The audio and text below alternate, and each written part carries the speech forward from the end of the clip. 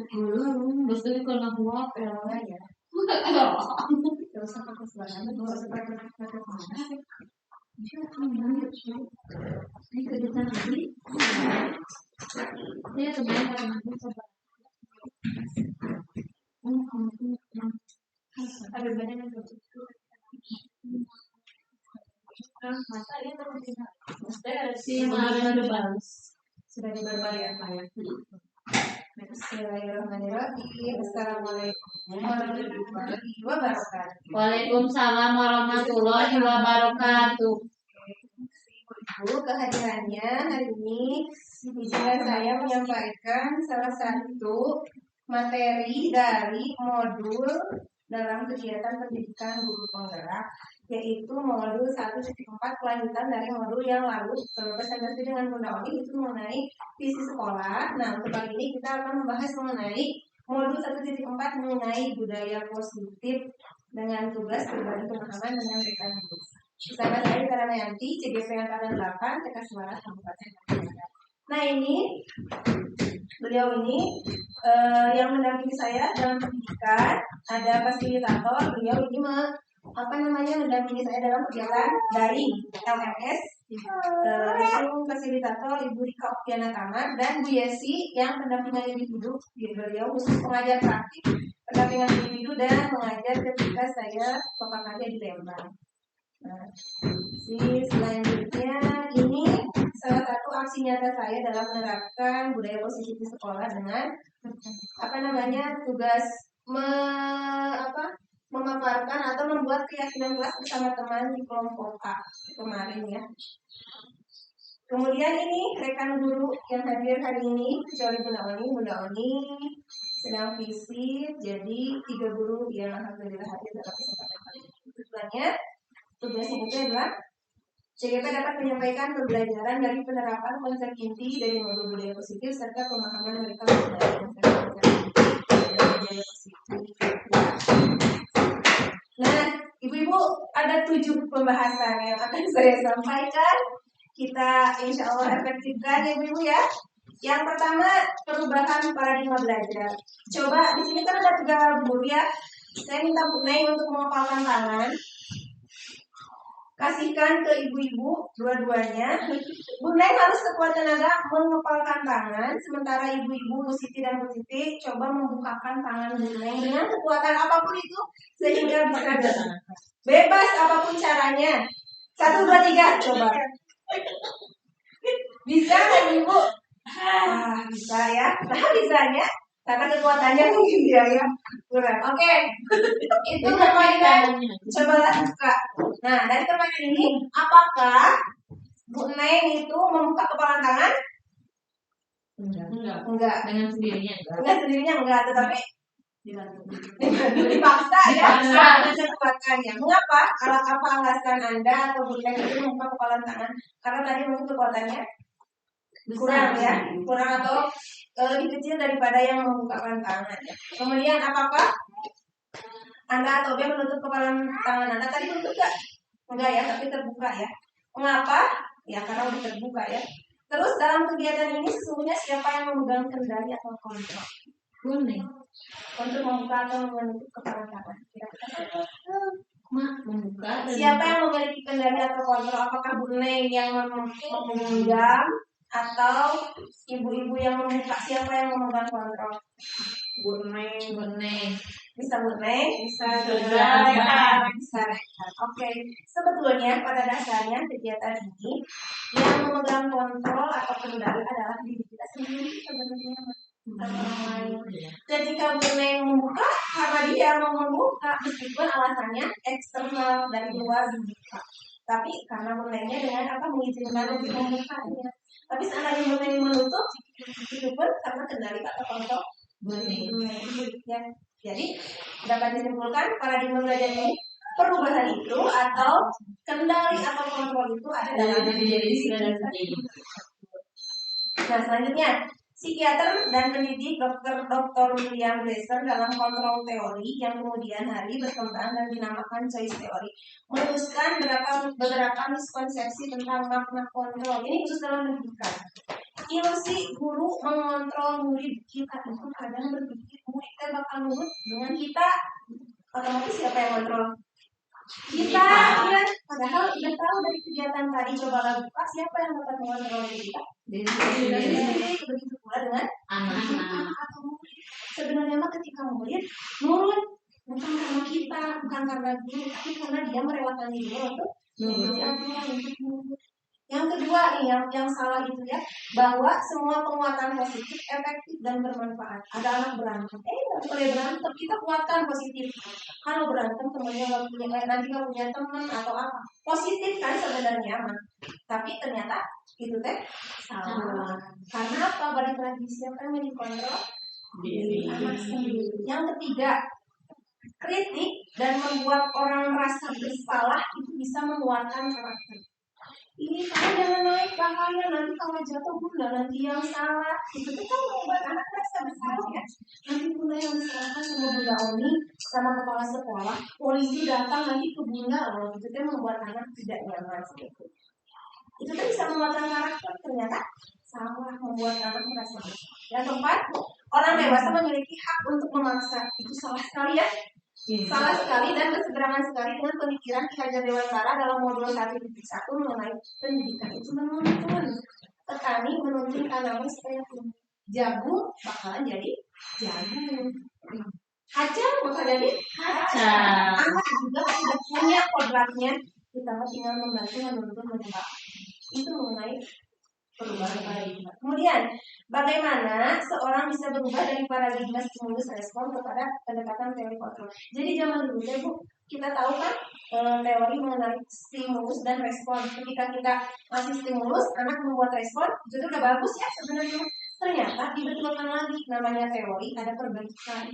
Teori yang sekarang yang sesuai dengan prinsip sekarang itu teori choice atau pilihan, di mana anak memiliki kendali tadi. Sebenarnya apa yang dia lakukan itu karena kemauan dia sendiri, ya. Nah, bila kita ingin membuat kemajuan perlahan sedikit-sedikit, ubahlah sikap atau perilaku Anda. Namun bila kita ingin memperbaiki cara-cara utama, maka kita perlu membuat kerangka acuan. Ubahlah bagaimana Anda melihat dunia ini untuk membuat perubahan. Ubahlah pola pikir, pola pandang kita. Bagaimana Anda berpikir tentang manusia? Ubahlah paradigma Anda, skema pemahaman dan penjelasan aspek-aspek tertentu tentang realitas. Ibu, fokus ada di mana? Di depan siapa? Di depan saya. Kalau saya duduknya seperti ini, di samping. Kalau ibu-ibu duduk sebelah sana, lihat ke sana, di samping. Bagaimana pandangan kita terhadap hidup ternyata berbeda. Itu pendidikan. Jadi jangan menyimpulkan dari satu pandangan kita saja, tapi dari pandangan semua orang. Itulah cara kita merubah paradigma belajar. Nih, ini teori ya, contoh perubahan. Dulu itu stimulus respon, sekarang teori kontrol. Dulu mah realitas kebutuhannya sama, disamakan. Anak-anak harus A, anak-anak harus B. Dulu semua diseragamkan. Ternyata di teori kontrol, anak itu memiliki kebutuhan yang berbeda. Ada yang punya tentang mewarnai, ada yang butuhnya tentang sosial drama atau emosionalnya yang begini. Nah, itu berbeda-beda. Semua orang melihat yang sama, nah ternyata beda. Semua orang memiliki gambaran berbeda. Itu dari sekilas saja ya Bu ya. Itu salah satu perbedaan dari teori stimulus respon ke teori kontrol. Nah, itu tentang paradigma perubahan di mana kontrol itu terdapat dalam diri kita sendiri, tidak bisa dipaksa. Pembahasan kedua Ibu, disiplin positif. Dalam budaya kita, mana disiplin dimaknai menjadi suatu yang dilakukan seseorang pada orang lain untuk mendapatkan kebutuhan, cenderung membuat tidak nyaman disiplin ya. Kamu harus A, kamu harus B, kamu harus C. Keharusan. Ki Hajar menyatakan bahwa untuk mencapai kemerdekaan atau dalam konteks pendidikan kita saat ini untuk menciptakan murid yang merdeka, syarat utamanya adalah harus ada disiplin yang kuat. Ternyata yang dimaksud disiplin yang kuat di sini adalah disiplin diri, disiplin yang berasal dari dalam diri. Kalau dari luar mah mungkin sebentar, Tapi kalau disiplin dari diri, nggak mau orang luar juga juga. Nih, bisa dijelaskan. Jika kita memiliki motivasi internal, maka kita memerlukan pihak lain untuk mendisiplinkan kita atau memotivasi eksternal karena berasal dari luar, bukan dari dalam diri kita sendiri. Jadi yang kuat mah, disiplin yang kuat menurut antara itu berasal dari diri sendiri. Tujuan disiplin positif menanamkan motivasi yang ketiga. Apa itu motivasi yang ketiga? Pada murid-murid kita yaitu menjadi orang yang mereka inginkan. Jadi motivasi itu ada yang berasal dari luar, dari dalam. Nah, kalau disiplin positif dari dalam ya, secara garis besar. Intrinsik, mereka telah memiliki motivasi intrinsik yang berdampak jangka panjang. Disiplin positif. Ini juga dapat menggali potensinya menuju kepada sebuah tujuan mulia, sesuatu yang dihargai dan bermakna. Dengan kata lain, disiplin diri juga mempelajari bagaimana cara mengontrol diri. Tadi kan dengan kontrol ya, dari kendali, berkaitan dengan disiplin positif. Ketika dia bisa mengendalikan, dia bisa diarahkan menuju disiplin positif. Dia mengontrol diri sesuai dengan keinginannya, tetapi di sini terus mengacu pada nilai-nilai yang kita hargai. Kalau disiplin positif. Nah, itu ya, 2 bahasa ibu-ibu. Kita ketiga ibu-ibu. Motivasi perilaku manusia. Ibu-ibu ngajar karena apa? Ngajar ke sekolah karena apa? Coba. Karena apa? Itu adalah salah satu motivasi. Kita tuh kenapa melakukan itu? Ya, nih ada 3 nih ibu kata Diana Gosen itu ada 3 motivasi perilaku. 1 untuk menghindari ketidaknyamanan atau ketidaknyamanan. Bosan di rumah wae, salahkan dia wae di rumah misalkan ya, dia wae tapi gitu wae gitu kan. Kedua, mendapatkan imbalan untuk penghargaan dari orang lain. Saya mau dapat gajinya misalkan karena sekolah itu. Ngajar itu mau gajinya meskipun 1,5 juta ya. Sabar itu tawakal tengah ya. Yang ketiga, menjadi orang yang mereka inginkan dan menghargai diri sendiri dan dengan nilai-nilai yang mereka percaya. Nah, dari 3 ini yang mana yang terbaik? 3. Yang ketiga ya. Kalau 1 mah berarti fokus ke aturan, saya menghindari ketidaknyamanan omongan orang di rumah ini namanya. Atau ketika anak kenapa kamu disiplin? Kenapa kamu misalkan datangnya sesuai jadwal? Kamu takut dihukum misalkan. Berarti motivasi yang pertama. Kemudian yang kedua, mendapatkan imbalan. Aku mau dapat bintang dari bunda. Apa yang ketiga nih? Sudah ada motivasi dalam diri. Dia tuh menghargai pun saya tuh datang sekolah sebelum bel itu karena saya menghargai saya supaya saya bisa mengikuti pelajaran dengan baik, terus tidak ketinggalan. Nah, itu kan sudah ada tertanam nilai-nilai yang mereka percaya ya ketika. Nah, berhubungan dengan ini motivasi dengan aturan juga berkaitan. Biasanya terkait dengan 3 hal. Hukuman, konsekuensi, ada bahasa baru untuk restitusi. Kalau di hukuman itu identitas anak biasanya karena hukuman biasanya diadakan satu arah, dibuat oleh guru, harus dipatuhi anak, harus bukan sebaiknya, itu harus ya kewajiban hukuman itu. Terus biasanya kenapa identitas gagal? Karena biasanya berpengaruhnya selama di sekolah, belum ya, selama di luar mah, apalagi anak-anak yang aktif ya, ketika di luar mah udah beda lagi ya. Tetapi kita lihat identitas sukses disiplin, ada konsekuensi, disiplin konsekuensi, ada disiplin restitusi. Kalau konsekuensi itu anak belajar peraturan, masih peraturan ya. Jadi ada aturan, kita bikin sesuatu bersama, misalkan anak-anak kalau terlambat, anak-anak harus tunggu dulu di luar selama 15 menit, tidak boleh mengikuti kegiatan pembukaan misalnya. Itu konsekuensi, biasanya diikuti, tapi tetap akibat dampaknya tidak terlalu Nah, berbeda dengan restitusi. Kalau restitusi, anak itu belajar memecahkan masalah sendiri. Misalnya ada anak, kenapa kamu terlambat? Bunda, maaf, hari ini ban motor mama saya apa namanya, Kempes. kempes, misalkan kita dengarkan, oh kempes, kenapa terus saya jalan bunda jalan kaki, misalkan kita dengarkan dulu, terus kalau didengarkan, oh iya kita validasi, oh bunda juga dulu pernah kan terlambat seperti itu, sama orang-orang juga terlambat, apalagi ban motornya kempes ya, apalagi ban motornya kempes. Ditanya lah kalau di restitusi anak-anak, kalau ban motornya kempes, ada cara lain nggak supaya tidak terlambat? Nah, ditanya anak-anaknya dari ini, oh iya bunda bisa, harus dicek dulu bunda motornya, misalkan dari sebelumnya, oh iya, siapa yang harus mengecek? Ditanya lagi anaknya, ayah aku atau mama aku? Iya, karena anak-anak belum paham. Selain kalau ada kendaraan, apa yang oh aku bisa jalan kaki pun, tapi harus lebih pagi. Oh berarti kamu harus jalan. Jadi anak-anak diajak memecahkan masalah, biasanya itu berdampak. Jadi ketika salah, tidak dijadikan salah. Jadi kita gali dulu, pahami dulu, masuk dulu ke lingkungan apa ke dalam situasi, baru ajak anak untuk memecahkan. Itu restitusi ya Bu. Jadi dari ketiga ini yang terbaik kira-kira mana? Restitusi Bu. Ternyata hukuman ataupun penghargaan ke anak itu tidak ada ini. Apalagi kita di TK misalnya, yuk yang dapat yang selesai duluan dapat bintang misalkan. Untuk anak yang apa? Untuk anak yang bisa mengikuti aturan, senang dia. Bintangnya bisa banyak, tapi untuk anak-anak tertentu dengan kendala tertentu langsung. Nah, ini dalam penanaman karakter baik itu bagusnya ada restitusi, jadi ngena gitu ya, jadi ngena tersentuh, keluar motivasi intrinsik yang katanya lebih oh aku kalau salah kita nggak dimarahin, nggak dihukum, tapi malah dikasih solusi, misalnya berpikir bersama. Ini ya Bu, ciri-cirinya banyak, masih banyak, nanti bisa kita baca.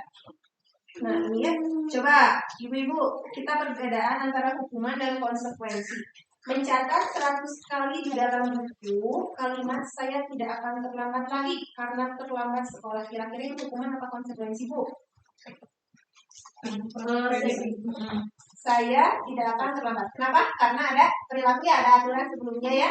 Ya, konsekuensi. Yang kedua, lari mengelilingi lapangan basket 2 kali karena terlambat hadir. Hukuman karena tidak berhubungan gitu ya.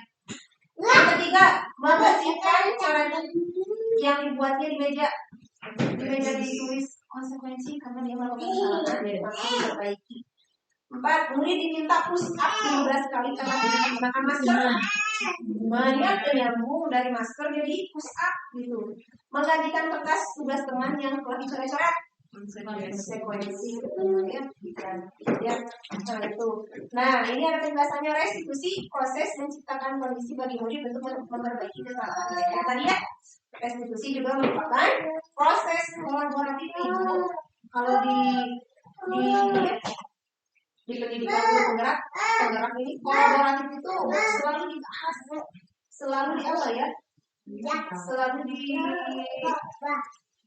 naikkan gitu ya, itu bagus ketika ada kolaborasi baik dengan guru ataupun dengan orang tua.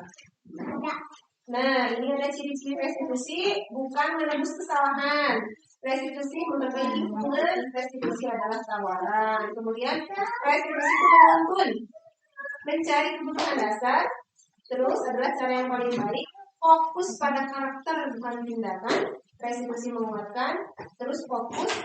Restitusi juga mengembalikan murid yang berbuat salah kepada kelompoknya.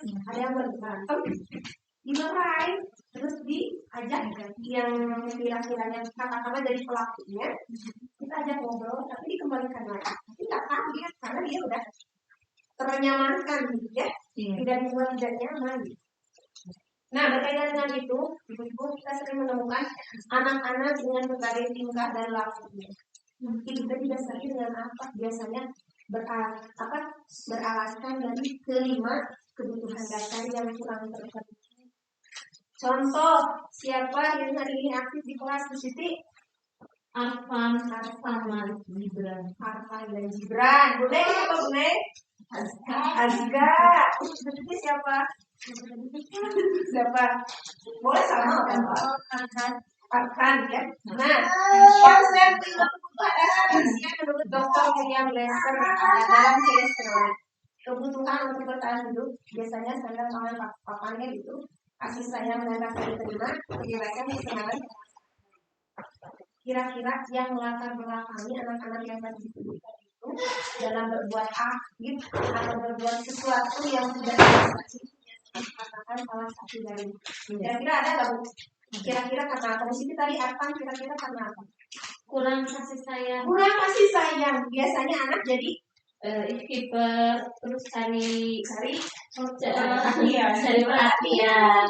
Ternyata ya kita tidak bisa menyalahkan anak. Ih kamu kok kayak gitu diganti dulu. Ternyata itu makanya kurang pengasuhan, kurang perawatan. Oh ada kebutuhan anak yang kurang terpenuhi kasih sayang. Yuk anak kita kasih sayang dikasih apa di sekolah. Kan kebutuhan dari manja ya. Bunda tadi Azka kira-kira apa Bunda? Untuk bertahan awalnya ya karena dia sedikit minta makan minta minum berarti emang dia energinya kurang jadi nggak bisa disalahkan kasih makan ya udah solusinya selesai ya karena ada salah akan apa jadi karena butuh kebebasan ya skala wadah ya betul tuh dari sini kita tidak menyalahkan perilaku anak karena perilaku itu ternyata ada latar belakang alasan oh kita dari si anak juga ya kita cari solusinya bareng-bareng kalau ada yang ribet di kecamatan anak ajak yang restitusi tadi ajak teman-teman nah ini kebutuhan dasar perbuatan yang bertentangan dengan nilai-nilai atau melanggar peraturan itu sebenarnya dikarenakan mereka gagal memenuhi kebutuhan dasar. Perbuatan yang bertentangan kebutuhan dasarnya ternyata tidak. Kita lebih caper gitu kita oke ternyata bosan inginnya gebrakan baru apa perlu kebebasan dan keselamatan. Coba ibu Doni lemas karena belum sarapan kebutuhan apa yang belum terpenuhi yang pertama lihat yang sebelahnya aku bosan masa belajarnya cuma gitu-gitu aja dengerin dulu aja kira-kira berikutnya ibu guru bilang aku tidak boleh senang sewaktu mengerjakan tugas katanya kelas terus tenang tidak ada suara kan jadi nggak seru kan kebebasan bisa ya kita lihat ya berikutnya aku sebel gambarku tidak rapi malah ibu guru tunjukin ke teman-teman di depan kelas Pak Buni Penguasa ya dia tidak punya kuasa ya terus ibu guru tidak menyapaku hari ini padahal aku pakai jepit rambut baru kasih saya betul kamu kesenangan ya saya ucapan perilaku anak kalau ada yang tidak sesuai ternyata kebutuhan dasar oke bagaimana perilaku kita berikutnya berikutnya ibu posisi kontrol restitusi ada 5 hal kita tuh mau jadi guru yang penghukum membuat rasa bersalah atau menjadi teman pemantau atau manajer sedangkan kalau penghukum ibu ya teman ya kamu harus kalau enggak kamu dihukum kira-kira itu bagus ya diterapkan ya kurang ya kurang tepat ya emang mendidik tapi caranya membuat rasa bersalah ya kamu jangan naik meja kamu nanti jatuh nanti bundanya disalahkan oh iya bisa itu juga bisa membuat rasa bersalah tapi anak tidak nyaman ya merasa tertekan masa aku udah orang lain teman tuh sayang sini kan kamu hebat itu sama bunda aja misalkan jangan naik meja yuk dulu bisa ya terus pemantau dipantau anak-anak kamu naik dulu pantau dulu gue terus yang pelakunya tuh dilihat praktiknya itu bagus nggak nyaman tiba-tiba enak nah posisi manajer yang terakhir kenapa kamu naik ya bunda aku banyak energinya misalnya aku tuh di rumah gak bisa lari-lari di sekolah gak bisa naik-naik kayak gitu gitu ya iya ya bunda juga senang kalau suka naik-naik gitu teh tapi ada cara lain nggak ya cara mendapat kesenangan tapi nggak naik-naik gitu oh iya bunda ada aku suka main Lego aku main Lego aja kita main Lego. Nah. Kira-kira dari ini dulu ya mana yang terbaik? Manajer. Kita lihat kemana kenapa manajer baik? Karena manajer itu ini Bu, menjalankan restitusi. Ya. Nih, ini perbedaannya di bawah hukum ya. Ada tinggi, bahasa tubuh melotot, dan menunjuk, Ya enggak sih. membuat rasa bersalah, tapi akhirnya membuat Adik, kamu ini bagaimana? Ya, kalau sudah berjanji dengan ibu, misalkan tidak akan terlambat lagi, kamu mau membuat ibu kecewa? Katanya gitu. Ya, sudah main perasaan, tapi saya membuat anak tidak nyaman. Teman, biasanya yang menganggap teman ke guru cuma patuh ke guru yang itu. Iya. Jangan berarti nggak bisa keluar lagi. Pemantau, ada suara datang masuk ke yang orang juga terus. Nah ini yang restitusi yang manajer ya. Nah, bagaimana cara kita menjalankan disiplin positif? Kita bisa membuat keyakinan kelas ya Bu ya. Kalau di PK mungkin ya keyakinan kelas itu terlalu apa ya bahasanya terlalu kurang untuk dimengerti anak. Jadi bisa kita pakai dengan kalau kemarin saya buat itu tugas untuk membuat peraturan. Kan kita nggak mau ya jadi penghukum, jadi hukuman, aturan kita nggak mau kan? Nah caranya kita bisa membuat keyakinan kelas kalau bahasa di sini. Bahasa lainnya bisa dengan membuat tugasku. Tugas itu dibuat dengan anak terlibat dalam membuat peraturan. Itu tugasku. Kira-kira kalau di sekolah harus apa ya? Karena kita nggak harus belajar. Oh iya harus belajar. Anak dilibatkan nggak? Anak tahu kan nantinya? Tahu. Jadi merasa oh itu tuh peraturan yang saya buat sama Bunda berarti saya harus mengikutinya ya. Jadi ikut sudah dengan peraturan kita buat guru aja yang buat anak-anak nggak tahu hidup menjalankan nggak tahu kita harus seperti apa. Nah itu keyakinan kelas ya. Keyakinan kelas ini berkaitan dengan nilai-nilai yang umum biasanya Bu. Coba kalau keyakinan kelasnya kembalikan barang ke tempatnya, kira-kira nilai kebaikan apa sih yang ingin kita terapkan di anak itu? Kembalikan barang ke tempatnya. Kamu jawab bisa ya? Dilarang mengganggu orang lain. Ini peraturan ya. Tidak bisa kita ubah. Dilarang mengganggu orang lain. Nilai apa sih yang bisa kita terima? Bisa menghargai yang lainnya. Hadir di sekolah 15 menit sebelum belajar nilai. Disiplin. Itu nilainya udah tahu. Dilarang melakukan kekerasan. Saling menyayangi. Jadi bahasa positif yang kita angkat. Jadi nilai kebaikannya untuk terangkan bergantian atau menunggu giliran. Mengikuti aturan permainan. Ya, nilai kebaikannya positif. Ini contoh keyakinan kelas dalam bersikap positif, senantiasa menjadi diri terbaik, percaya dan menghormati, berkomitmen senantiasa. Nah, Ibu, ini yang kita lakukan. Pamungkas Ibu ke-7. Ini yang kita lakukan restitusi. Kemudian bahasa gaulnya restitusi.